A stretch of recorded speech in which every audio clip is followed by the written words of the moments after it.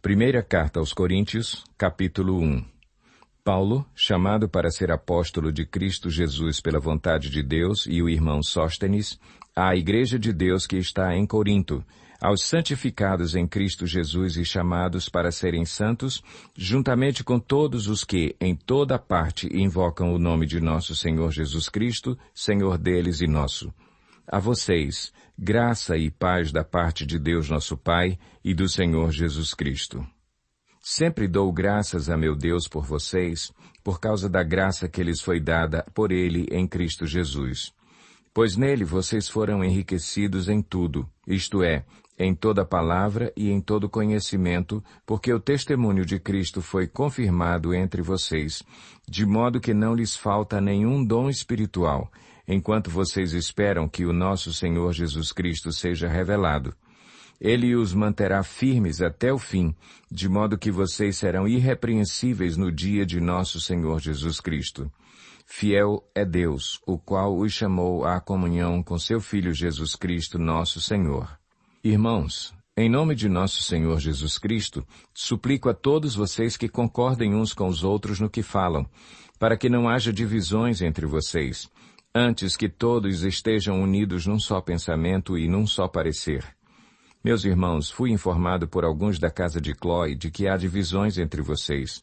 Com isso, quero dizer que algum de vocês afirma, eu sou de Paulo, ou eu sou de Apolo, ou eu sou de Pedro, ou ainda, eu sou de Cristo.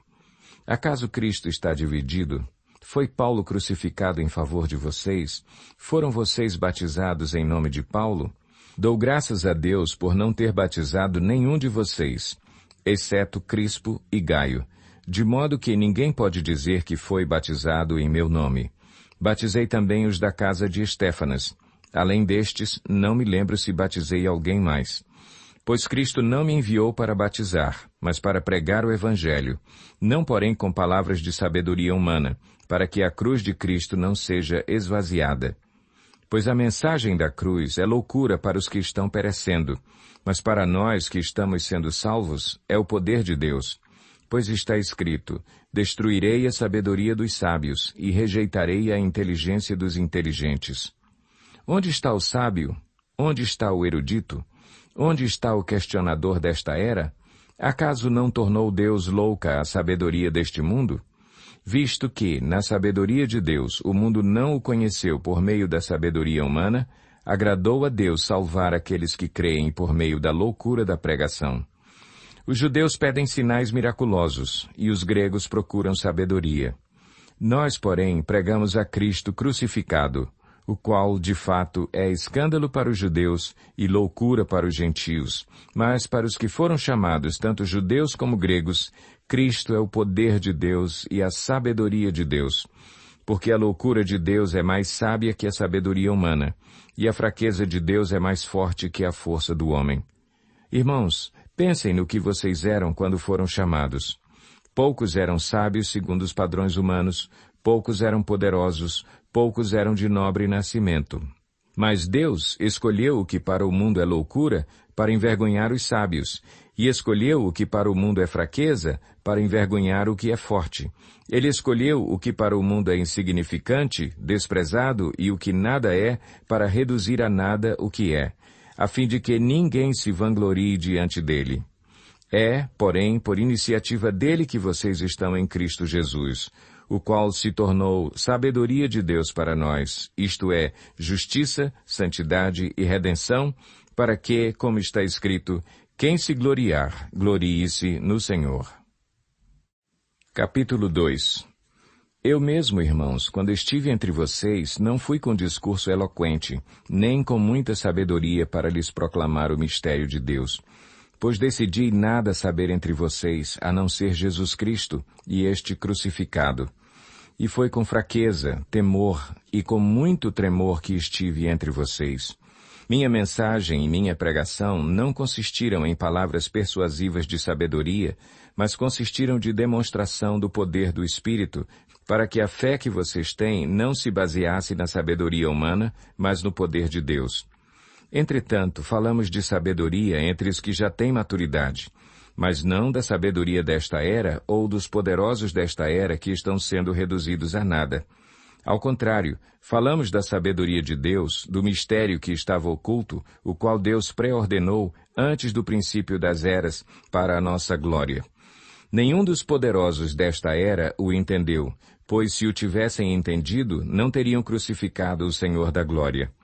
Todavia, como está escrito, olho nenhum viu, ouvido nenhum ouviu, mente nenhuma imaginou o que Deus preparou para aqueles que o amam. Mas Deus o revelou a nós por meio do Espírito. O Espírito sonda todas as coisas, até mesmo as coisas mais profundas de Deus. Pois quem conhece os pensamentos do homem, a não ser o Espírito do homem que nele está? Da mesma forma, ninguém conhece os pensamentos de Deus, a não ser o Espírito de Deus.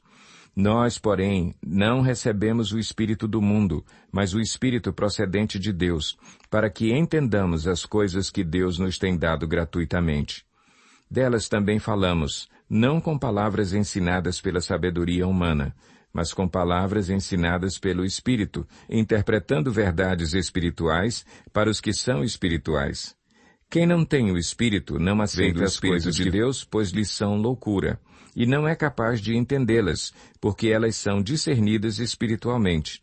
Mas quem é espiritual discerne todas as coisas, e ele mesmo por ninguém é discernido, pois quem conheceu a mente do Senhor para que possa instruí-lo?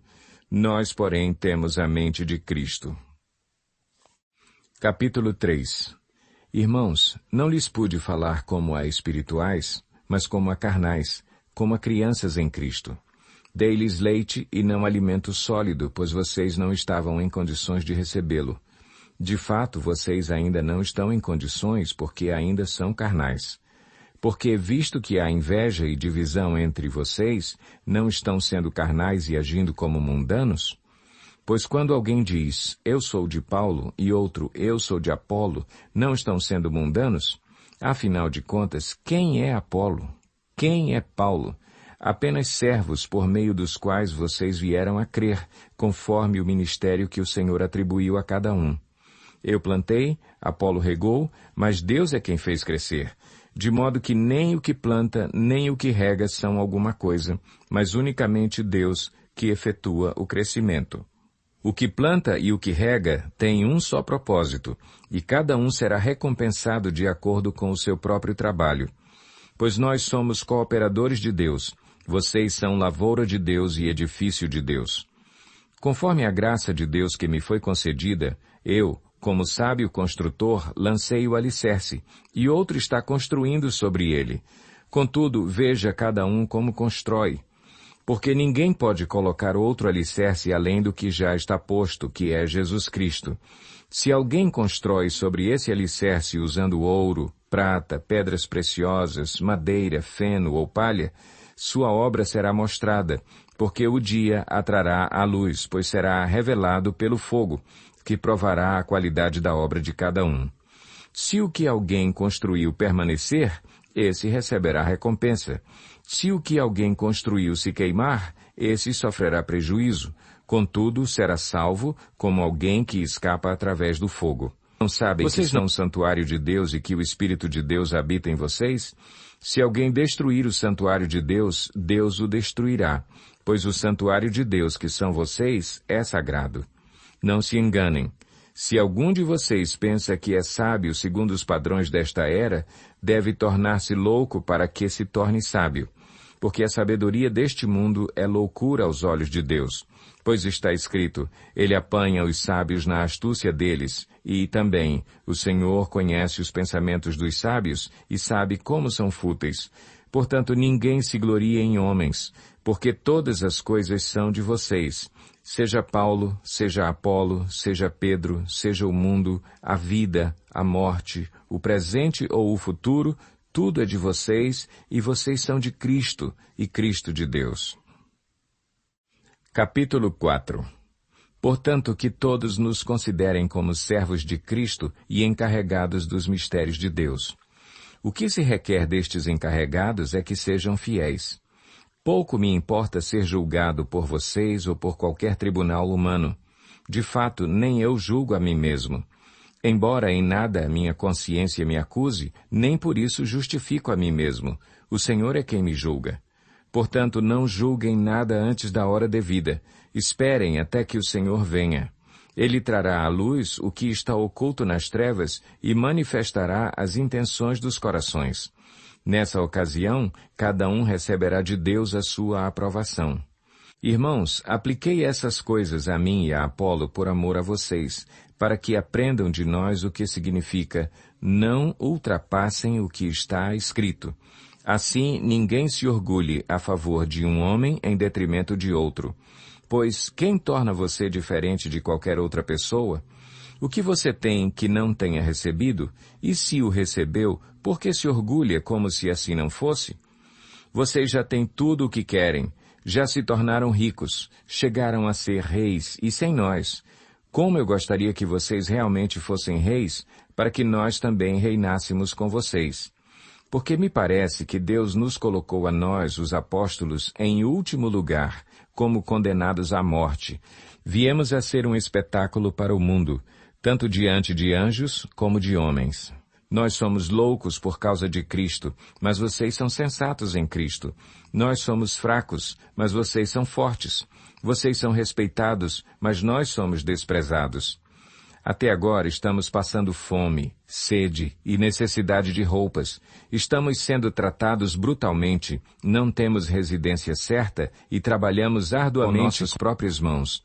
Quando somos amaldiçoados, abençoamos. Quando perseguidos, suportamos.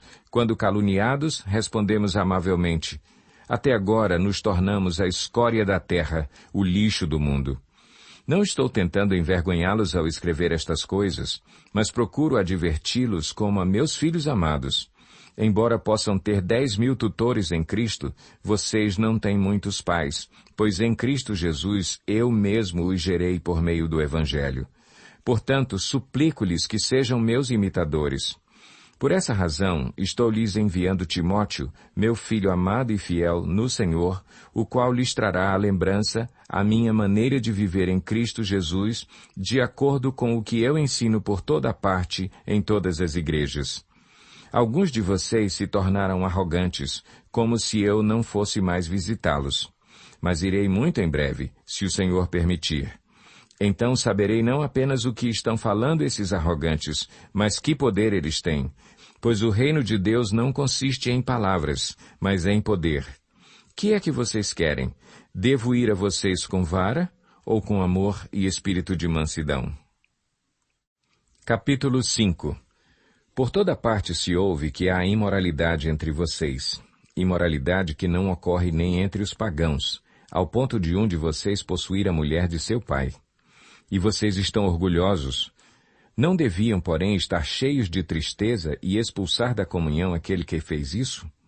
Apesar de eu não estar presente fisicamente, estou com vocês em espírito, e já condenei aquele que fez isso, como se estivesse presente.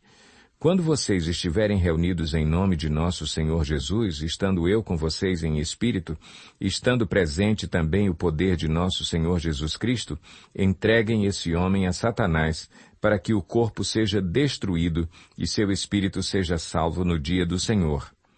O orgulho de vocês não é bom. Vocês não sabem que um pouco de fermento faz toda a massa ficar fermentada? Livrem-se do fermento velho, para que sejam massa nova e sem fermento como realmente são. Pois Cristo, nosso Cordeiro Pascal, foi sacrificado. Por isso, celebremos a festa não com o fermento velho, nem com o fermento da maldade e da perversidade, mas com os pães sem fermento, os pães da sinceridade e da verdade. Já lhes disse por carta que vocês não devem associar-se com pessoas imorais. Com isso, não me refiro aos imorais deste mundo, nem aos avarentos, aos ladrões ou aos idólatras. Se assim fosse, vocês precisariam sair deste mundo. Mas agora estou lhes escrevendo que não devem associar-se com qualquer que, dizendo-se irmão, seja imoral, avarento, idólatra, caluniador, alcoólatra ou ladrão. Com tais pessoas vocês nem devem comer. Pois como haveria eu de julgar os de fora da igreja? Não devem vocês julgar os que estão dentro? Deus julgará os de fora. Expulsem esse perverso do meio de vocês. Capítulo 6. Se algum de vocês tem queixa contra outro irmão, como ousa apresentar a causa para ser julgada pelos ímpios em vez de levá-la aos santos? Vocês não sabem que os santos hão de julgar o mundo? Se vocês hão de julgar o mundo, acaso não são capazes de julgar as causas de menor importância? Vocês não sabem que haveremos de julgar os anjos? Quanto mais as coisas desta vida. Portanto, se vocês têm questões relativas às coisas desta vida, designem para juízes os que são da igreja, mesmo que sejam os menos importantes. Digo isso para envergonhá-los. Acaso não há entre vocês alguém suficientemente sábio para julgar uma causa entre irmãos? Mas ao invés disso, um irmão vai ao tribunal contra outro irmão, e isso diante de descrentes. O fato de haver litígios entre vocês já significa uma completa derrota. Por que não preferem sofrer a injustiça? Por que não preferem sofrer o prejuízo? Em vez disso, vocês mesmos causam injustiças e prejuízos, e isso contra irmãos. Vocês não sabem que os perversos não herdarão o reino de Deus? Não se deixem enganar. Nem imorais, nem idólatras, nem adúlteros, nem homossexuais passivos ou ativos, nem ladrões, nem avarentos, nem alcoólatras, nem caluniadores, nem trapaceiros herdarão o reino de Deus. Assim foram alguns de vocês. Mas vocês foram lavados, foram santificados, foram justificados no nome do Senhor Jesus Cristo e no Espírito de nosso Deus. Tudo me é permitido, mas nem tudo convém. Tudo me é permitido, mas eu não deixarei que nada me domine. Os alimentos foram feitos para o estômago, e o estômago para os alimentos. Mas Deus destruirá ambos. O corpo, porém, não é para a imoralidade, mas para o Senhor, e o Senhor para o corpo. Por seu poder, Deus ressuscitou o Senhor, e também nos ressuscitará. Vocês não sabem que os seus corpos são membros de Cristo? Tomarei eu os membros de Cristo e os unirei a uma prostituta? De maneira nenhuma. Vocês não sabem que aquele que se une a uma prostituta é um corpo com ela? Pois, como está escrito, os dois serão uma só carne. Mas aquele que se une ao Senhor é um espírito com ele. Fujam da imoralidade sexual. Todos os outros pecados que alguém comete, fora do corpo, os comete. Mas quem peca sexualmente, peca contra o seu próprio corpo. Acaso não sabem que o corpo de vocês é santuário do Espírito Santo que habita em vocês, que lhes foi dado por Deus, e que vocês não são de si mesmos? Vocês foram comprados por alto preço. Portanto, glorifiquem a Deus com o seu próprio corpo. Capítulo 7. Quanto aos assuntos sobre os quais vocês escreveram, é bom que o homem não toque em mulher. Mas, por causa da imoralidade, cada um deve ter sua esposa e cada mulher o seu próprio marido. O marido deve cumprir os seus deveres conjugais para com a sua mulher e, da mesma forma, a mulher para com o seu marido. A mulher não tem autoridade sobre o seu próprio corpo, mas sim o marido. Da mesma forma, o marido não tem autoridade sobre o seu próprio corpo, mas sim a mulher. Não se recusem um ao outro, exceto por mútuo consentimento e durante certo tempo para se dedicarem à oração. Depois, unam-se de novo para que Satanás não os tente por não terem domínio próprio. Digo isso como concessão e não como mandamento. Gostaria que todos os homens fossem como eu, mas cada um tem o seu próprio dom da parte de Deus, um de um modo, outro de outro. Digo, porém, aos solteiros e às viúvas, é bom que permaneçam como eu. Mas, se não conseguem controlar-se, devem casar-se, pois é melhor casar-se do que ficar ardendo de desejo. Aos casados dou este mandamento, não eu, mas o Senhor, que a esposa não se separe do seu marido. Mas, se o fizer, que permaneça sem se casar ou, então, reconcilie-se com o seu marido, e o marido não se divorcie da sua mulher. Aos outros eu mesmo digo isto, não o Senhor. Se um irmão tem mulher descrente e ela se dispõe a viver com ele, não se divorcie dela. E se uma mulher tem marido descrente e ele se dispõe a viver com ela, não se divorcie dele. Pois o marido descrente é santificado por meio da mulher, e a mulher descrente é santificada por meio do marido. Se assim não fosse, seus filhos seriam impuros, mas agora são santos. Todavia, se o descrente separar-se, que se separe, Em tais casos, o irmão ou a irmã não fica debaixo de servidão. Deus nos chamou para vivermos em paz. Você, mulher, como sabe se salvará seu marido? Ou você, marido, como sabe se salvará sua mulher? Entretanto, cada um continue vivendo na condição que o Senhor lhe designou e de acordo com o chamado de Deus. Esta é a minha ordem para todas as igrejas. Foi alguém chamado sendo já circunciso? Não desfaça a sua circuncisão. Foi alguém chamado sendo incircunciso? Não se circuncide. A circuncisão não significa nada e a incircuncisão também nada é. O que importa é obedecer aos mandamentos de Deus.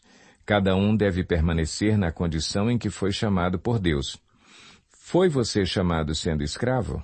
Não se incomode com isso. Mas, se você puder conseguir a liberdade, consiga-a. Pois aquele que, sendo escravo, foi chamado pelo Senhor, é liberto e pertence ao Senhor. Semelhantemente, aquele que era livre quando foi chamado, é escravo de Cristo. Vocês foram comprados por alto preço. Não se tornem escravos de homens. Irmãos, cada um deve permanecer diante de Deus na condição em que foi chamado.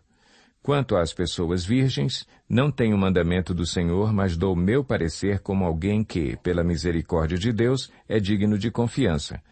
Por causa dos problemas atuais, penso que é melhor o homem permanecer como está. Você está casado? Não procure separar-se. Está solteiro? Não procure esposa. Mas, se vier a casar-se, não comete pecado. E, se uma virgem se casar, também não comete pecado. Mas aqueles que se casarem enfrentarão muitas dificuldades na vida, e eu gostaria de poupá-los disso. O que quero dizer é que o tempo é curto. De agora em diante, aqueles que têm esposa vivam como se não tivessem. Aqueles que choram, como se não chorassem. Os que estão felizes, como se não estivessem. Os que compram algo, como se nada possuíssem. Os que usam as coisas do mundo, como se não as usassem. Porque a forma presente deste mundo está passando. Gostaria de vê-los livres de preocupações. O homem que não é casado preocupa-se com as coisas do Senhor, em como agradar ao Senhor. Mas o homem casado preocupa-se com as coisas deste mundo, em como agradar sua mulher, e está dividido. Tanto a mulher não casada como a virgem preocupam-se com as coisas do Senhor, para serem santas no corpo e no espírito. Mas a casada preocupa-se com as coisas deste mundo, em como agradar seu marido. Estou dizendo isso para o próprio bem de vocês, não para lhes impor restrições, mas para que vocês possam viver de maneira correta, em plena consagração ao Senhor. Se alguém acha que está agindo de forma indevida diante da virgem de quem está noivo, que ela está passando da idade, achando que deve se casar, faça como achar melhor. Com isso não peca, casem-se. Contudo, o homem que decidiu firmemente em seu coração que não se sente obrigado, mas tem controle sobre sua própria vontade e decidiu não se casar com a virgem, este também faz bem. Assim, aquele que se casa com a virgem faz bem, mas aquele que não se casa faz melhor. A mulher está ligada a seu marido enquanto ele viver. Mas, se o seu marido morrer, ela estará livre para se casar com quem quiser, contanto que ele pertença ao Senhor. Em meu parecer, ela será mais feliz se permanecer como está, e penso que também tenho o Espírito de Deus. Capítulo 8.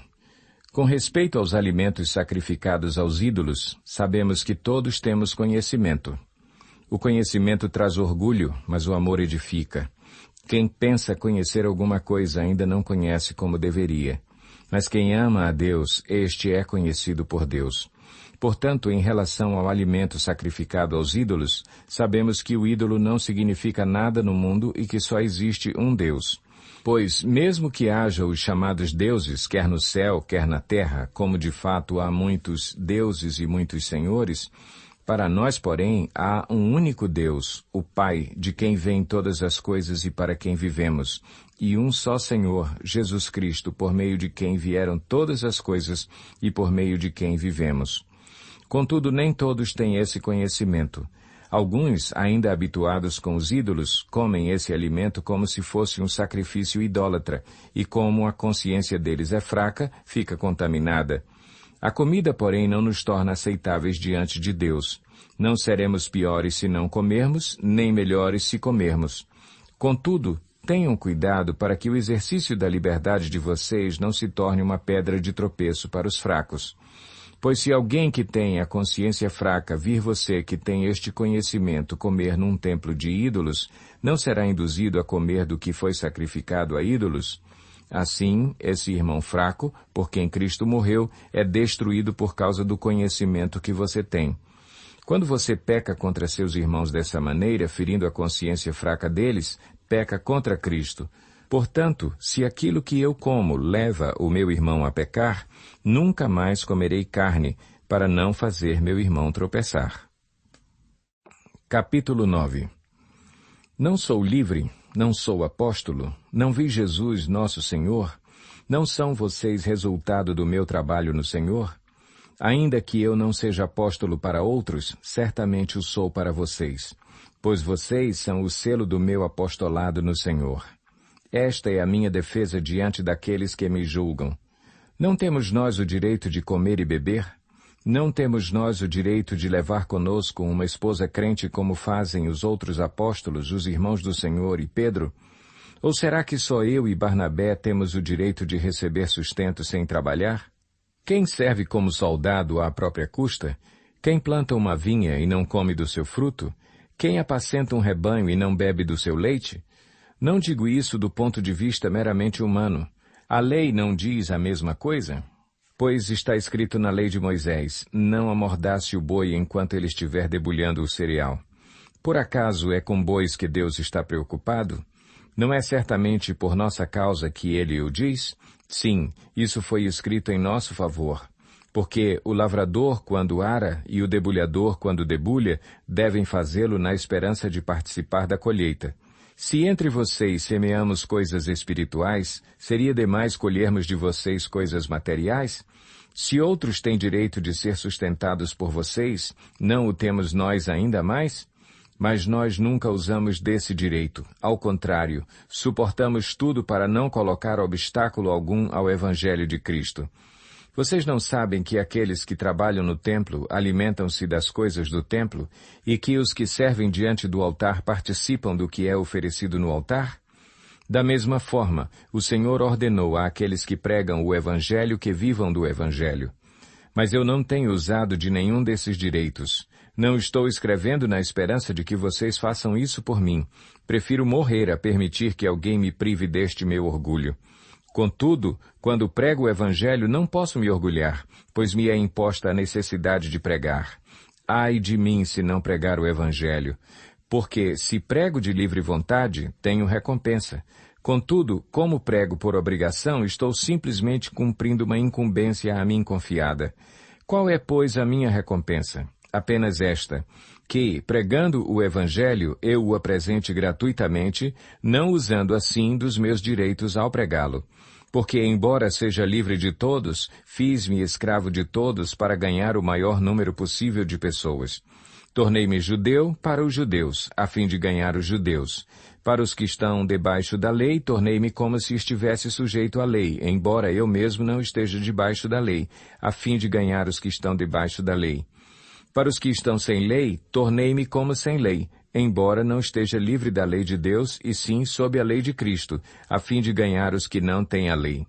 Para com os fracos, tornei-me fraco, para ganhar os fracos. Tornei-me tudo para com todos, para de alguma forma salvar alguns. Faço tudo isso por causa do Evangelho, para ser coparticipante dele. Vocês não sabem que todos os que correm no estádio apenas um ganha o prêmio? Corram de tal modo que alcancem o prêmio. Todos os que competem nos jogos se submetem a um treinamento rigoroso para obter uma coroa que logo perece. Mas nós o fazemos para ganhar uma coroa que dura para sempre. Sendo assim, não corro como quem corre sem alvo, e não luto como quem esmurra o ar. Mas esmurro o meu corpo, e faço dele meu escravo, para que depois de ter pregado aos outros, eu mesmo não venha a ser reprovado. Capítulo 10. Porque não quero, irmãos, que vocês ignorem o fato de que todos os nossos antepassados estiveram sob a nuvem e todos passaram pelo mar.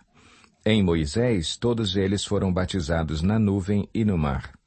Todos comeram do mesmo alimento espiritual e beberam da mesma bebida espiritual, pois bebiam da rocha espiritual que os acompanhava, e essa rocha era Cristo.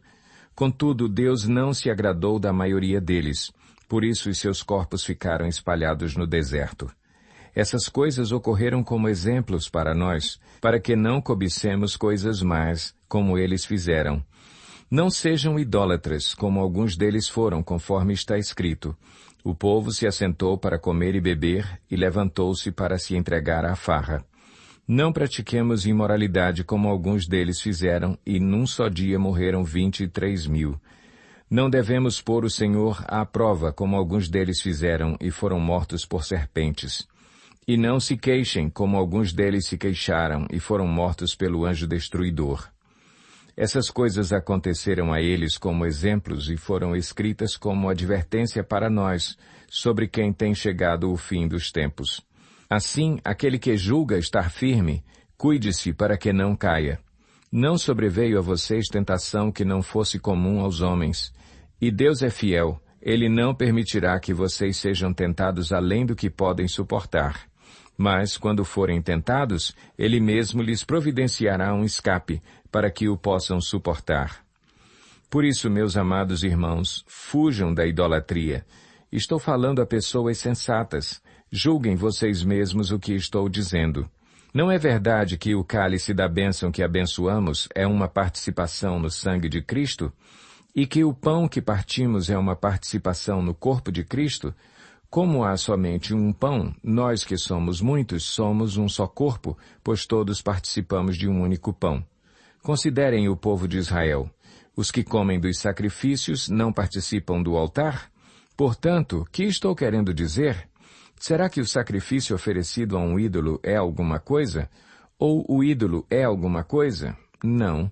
Quero dizer que o que os pagãos sacrificam é oferecido aos demônios e não a Deus. E não quero que vocês tenham comunhão com os demônios. Vocês não podem beber do cálice do Senhor e do cálice dos demônios. Não podem participar da mesa do Senhor e da mesa dos demônios. Porventura provocaremos o ciúme do Senhor? Somos mais fortes do que Ele? Tudo é permitido, mas nem tudo convém. Tudo é permitido, mas nem tudo edifica. Ninguém deve buscar o seu próprio bem, mas sim o dos outros. Comam de tudo o que se vende no mercado, sem fazer perguntas por causa da consciência, pois do Senhor é a terra e tudo o que nela existe. Se algum descrente o convidar para uma refeição e você quiser ir, coma de tudo o que lhe for apresentado, sem nada perguntar por causa da consciência. Mas se alguém lhe disser, isto foi oferecido em sacrifício, não coma, tanto por causa da pessoa que o comentou, como da consciência, isto é, da consciência do outro e não da sua própria. Pois por que minha liberdade deve ser julgada pela consciência dos outros? Se participo da refeição com ações de graças, por que sou condenado por algo pelo qual dou graças a Deus? Assim, quer vocês comam, bebam ou façam qualquer outra coisa, façam tudo para a glória de Deus. Não se tornem motivo de tropeço nem para judeus, nem para gregos, nem para a Igreja de Deus. Também eu procuro agradar a todos, de todas as formas, porque não estou procurando o meu próprio bem, mas o bem de muitos, para que sejam... Capítulo 11. Tornem-se meus imitadores, como eu o sou de Cristo. Eu os elogio por se lembrarem de mim em tudo e por se apegarem às tradições exatamente como eu as transmiti a vocês. Quero, porém, que entendam que o cabeça de todo homem é Cristo, e o cabeça da mulher é o homem, e o cabeça de Cristo é Deus. Todo homem que ora ou profetiza com a cabeça coberta, desonra a sua cabeça. E toda mulher que ora ou profetiza com a cabeça descoberta, desonra a sua cabeça, pois é como se a tivesse rapada. Se a mulher não cobre a cabeça, deve também cortar o cabelo. Se, porém, é vergonhoso para a mulher ter o cabelo cortado ou rapado, ela deve cobrir a cabeça. O homem não deve cobrir a cabeça, visto que ele é a imagem e glória de Deus, mas a mulher é glória do homem. Pois o homem não se originou da mulher, mas a mulher do homem. Além disso, o homem não foi criado por causa da mulher, mas a mulher por causa do homem. Por essa razão e por causa dos anjos, a mulher deve ter sobre a cabeça um sinal de autoridade. No Senhor, todavia, a mulher não é independente do homem, nem o homem independente da mulher. Pois, assim como a mulher proveio do homem, também o homem nasce da mulher, mas tudo provém de Deus. Julguem entre vocês mesmos. É apropriado a uma mulher orar a Deus com a cabeça descoberta? A própria natureza das coisas não lhes ensina que é uma desonra para o homem ter cabelo comprido e que o cabelo comprido é uma glória para a mulher? Pois o cabelo comprido foi-lhe dado como manto. Mas se alguém quiser fazer polêmica a esse respeito, nós não temos esse costume, nem as igrejas de Deus. Entretanto, nisto que lhes vou dizer, não os elogio, pois as reuniões de vocês mais fazem mal do que bem.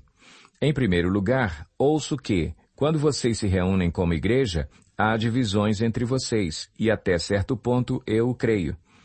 Pois é necessário que haja divergências entre vocês, para que sejam conhecidos quais dentre vocês são aprovados.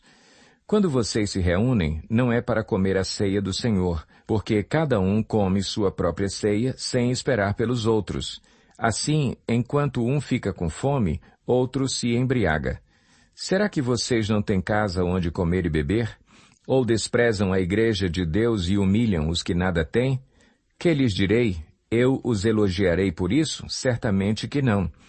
Pois recebi do Senhor o que também lhes entreguei, que o Senhor Jesus, na noite em que foi traído, tomou o pão e, tendo dado graças, partiu-o e disse: Isto é o meu corpo que é dado em favor de vocês. Façam isto em memória de mim.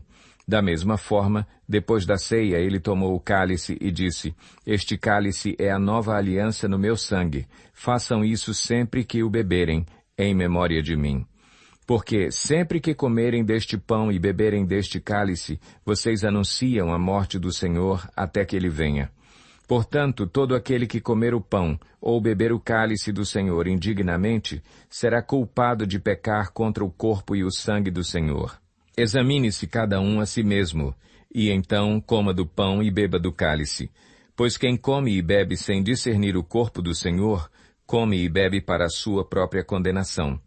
Por isso há entre vocês muitos fracos e doentes, e vários já dormiram.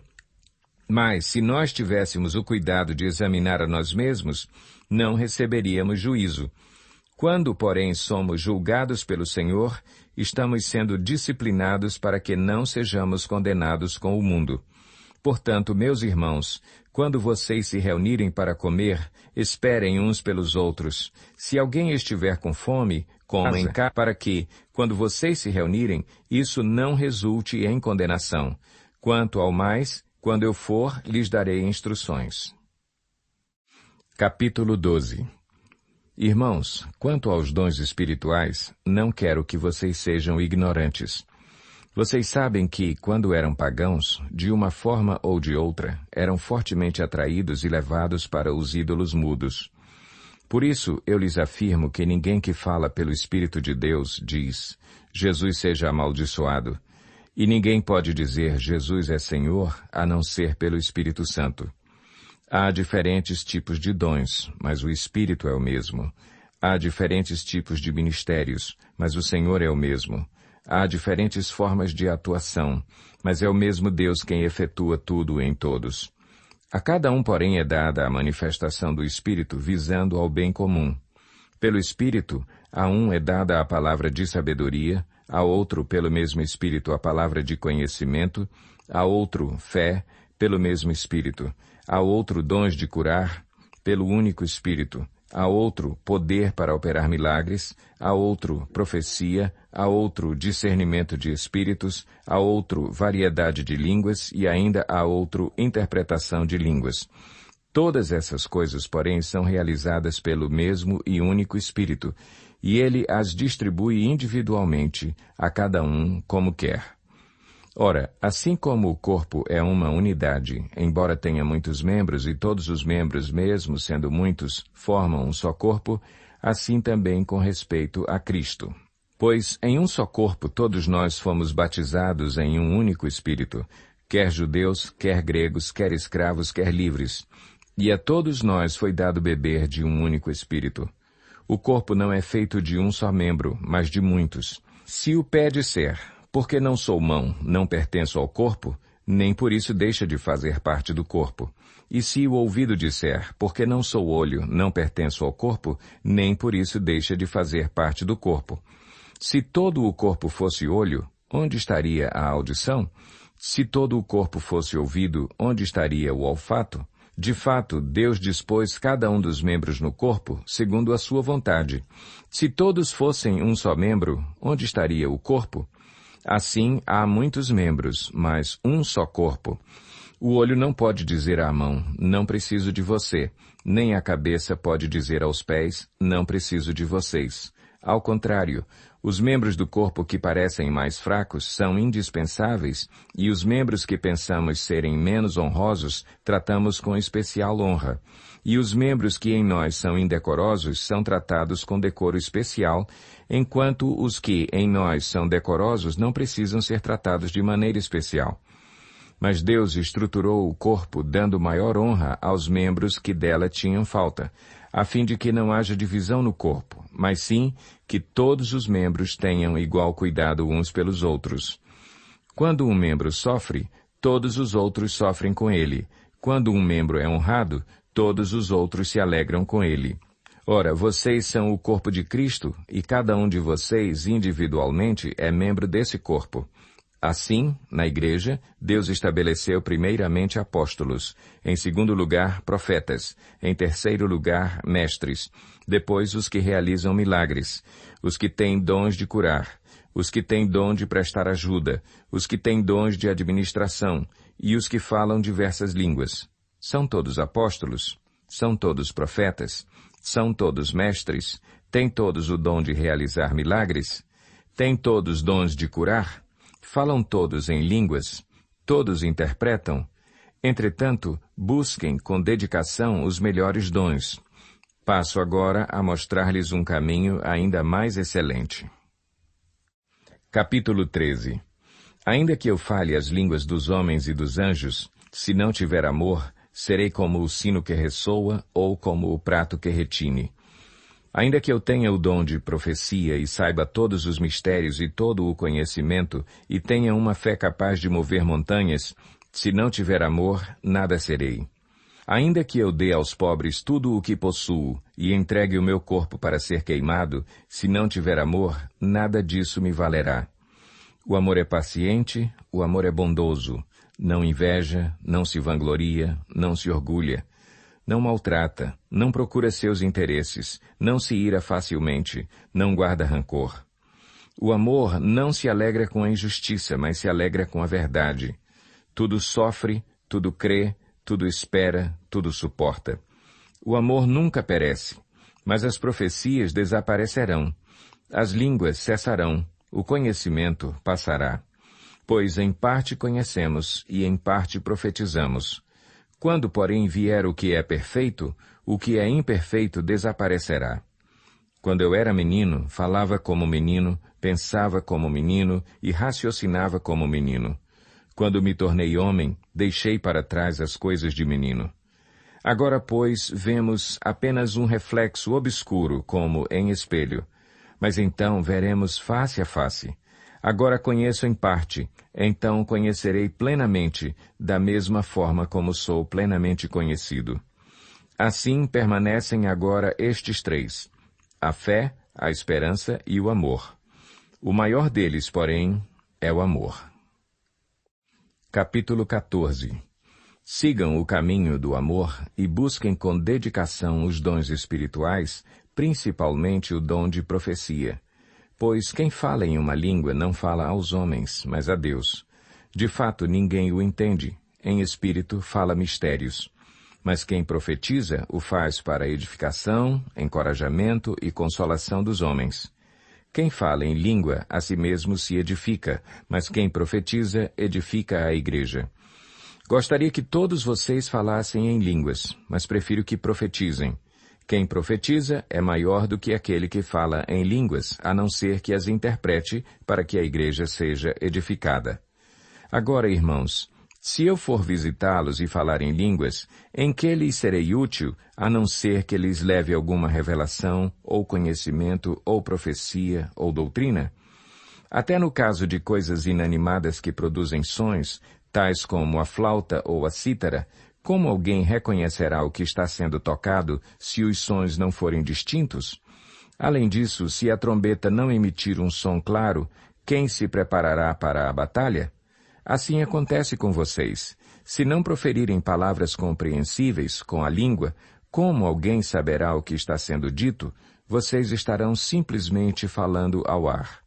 Sem dúvida, há diversos idiomas no mundo, todavia nenhum deles é sem sentido. Portanto, se eu não entender o significado do que alguém está falando, serei estrangeiro para quem fala e ele estrangeiro para mim. Assim acontece com vocês. Visto que estão ansiosos por terem dons espirituais, procurem crescer naqueles que trazem a edificação para a igreja. Por isso, quem fala em uma língua, ore para que a possa interpretar. Pois se oro em uma língua, meu espírito ora, mas a minha mente fica infrutífera. Então, que farei? Orarei com o espírito, mas também orarei com o entendimento. Cantarei com o espírito, mas também cantarei com o entendimento.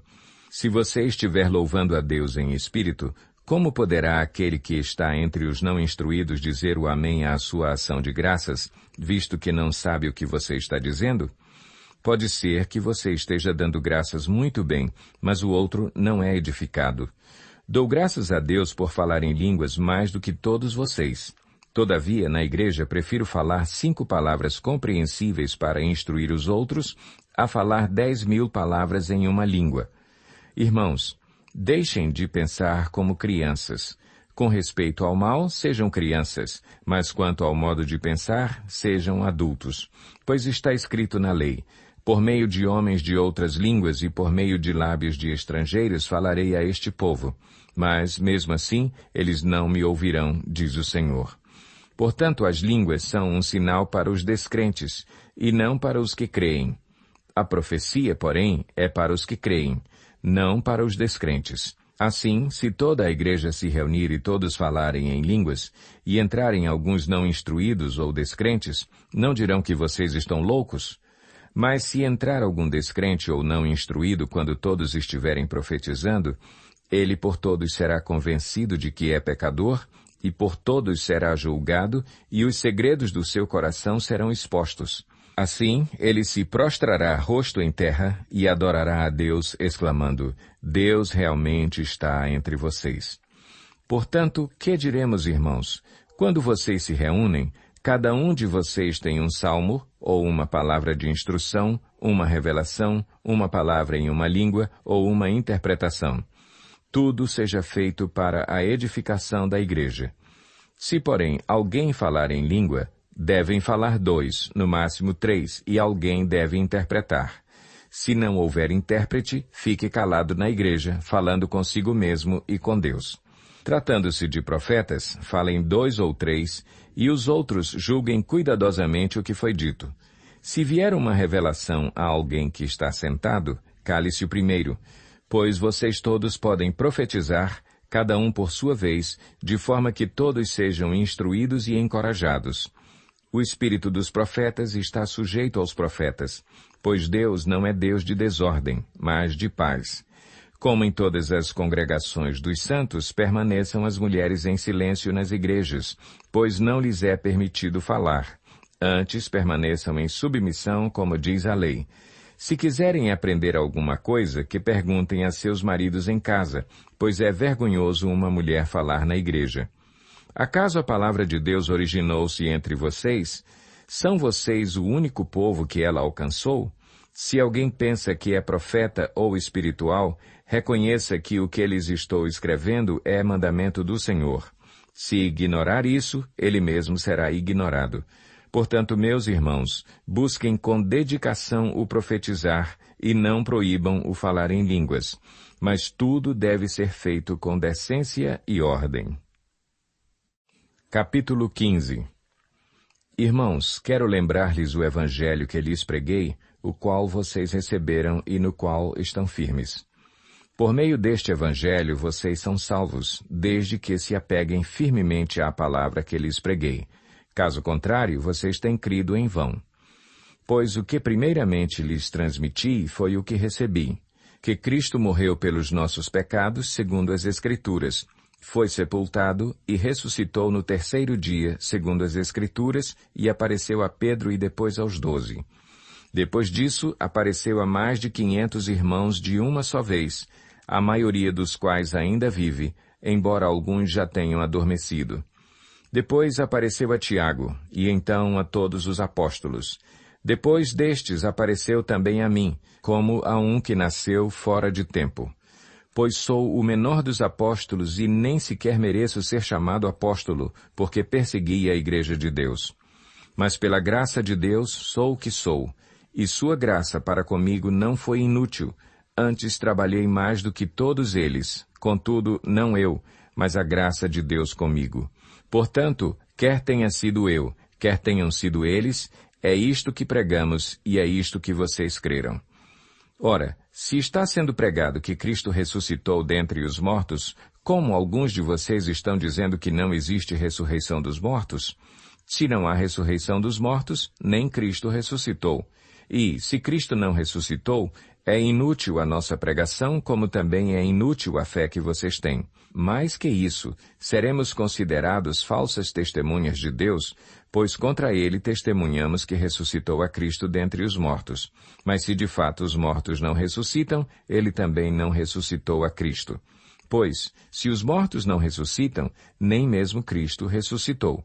E se Cristo não ressuscitou, inútil é a fé que vocês têm e ainda estão em seus pecados. Neste caso, também os que dormiram em Cristo estão perdidos. Se é somente para esta vida que temos esperança em Cristo, somos, de todos os homens, os mais dignos de compaixão. Mas, de fato, Cristo ressuscitou dentre os mortos, sendo ele as primícias dentre aqueles que dormiram. Visto que a morte veio por meio de um só homem, também a ressurreição dos mortos veio por meio de um só homem. Pois da mesma forma como em Adão todos morrem, em Cristo todos serão vivificados. Mas cada um por sua vez. Cristo o primeiro, depois, quando ele vier, os que lhe pertencem. Então virá o fim, quando ele entregar o reino a Deus, o Pai, depois de ter destruído todo domínio, autoridade e poder. Pois é necessário que ele reine até que todos os seus inimigos sejam postos debaixo de seus pés. O último inimigo a ser destruído é a morte, porque ele tudo sujeitou debaixo de seus pés. Ora, quando se diz que tudo lhe foi sujeito, fica claro que isso não inclui o próprio Deus, que tudo submeteu a Cristo. Quando, porém, tudo lhe estiver sujeito, então o próprio Filho se sujeitará àquele que todas as coisas lhe sujeitou, a fim de que Deus seja tudo em todos. Se não há ressurreição, que farão aqueles que se batizam pelos mortos, se absolutamente os mortos não ressuscitam, por que se batizam por eles? Também nós, por que estamos nos expondo a perigos o tempo todo? Todos os dias enfrento a morte, irmãos. Isso digo pelo orgulho que tenho de vocês em Cristo Jesus, nosso Senhor.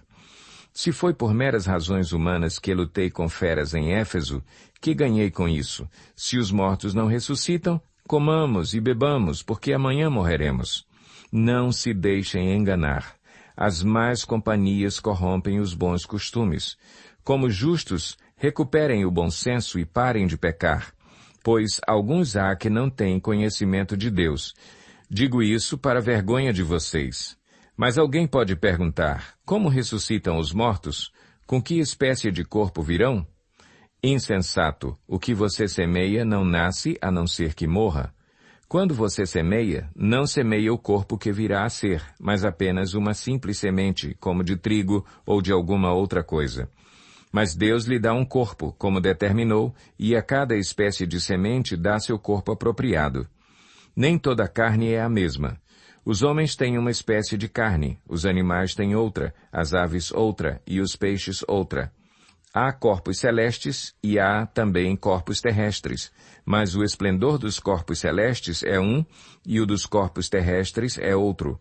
Um é o esplendor do sol, outro o da lua, e outro o das estrelas, e as estrelas diferem em esplendor umas das outras. assim será com a ressurreição dos mortos. O corpo que é semeado é perecível e ressuscita imperecível. É semeado em desonra e ressuscita em glória. É semeado em fraqueza e ressuscita em poder. É semeado um corpo natural e ressuscita um corpo espiritual. Se há corpo natural, há também corpo espiritual. Assim está escrito: o primeiro homem, Adão, tornou-se um ser vivente. O último Adão, espírito vivificante. Não foi o espiritual que veio antes, mas o natural. Depois dele, o espiritual. O primeiro homem era do pó da terra, o segundo homem, dos céus. Os que são da terra são semelhantes ao homem terreno, os que são dos céus, ao homem celestial. Assim como tivemos a imagem do homem terreno, teremos também a imagem do homem celestial.